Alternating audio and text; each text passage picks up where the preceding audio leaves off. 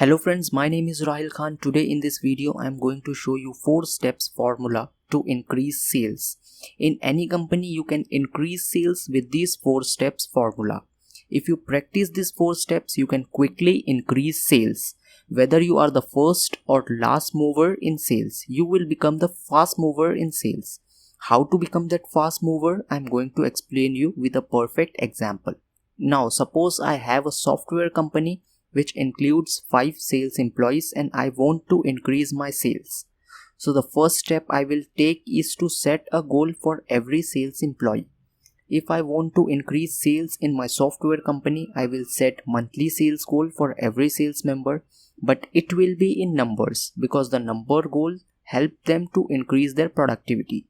By setting a goal, I will make their focus sharp on their goal and they will be more focused and more engaged in achieving their goals. Now, after setting the goal, the next step which I am going to take is an effort score and result score. The effort score is what efforts they are putting in and the result score is what I expect from them. My monthly sales goal is to achieve $10,000, which is the result score I am expecting. And every sales employee has to make a sale of $2,000, which is their effort score. So the effort score will be $2,000 for every sales employee and the result score will be $10,000 as I am expecting. So like this you have to calculate your result and effort score and create an effort and result score for every sales employee. After differentiating the effort and result score, next step is to create a scoreboard. Now to help them achieve the $2,000 sales goal, I need to create a scoreboard. I will create a scoreboard for every sales employees that shows their achievement, performance and winnings. The scoreboard also helps them to increase their productivity, increase their speed, increase their performance because people play differently when they have a scoreboard. After creating the scoreboard, the fourth step is a weekly review meeting.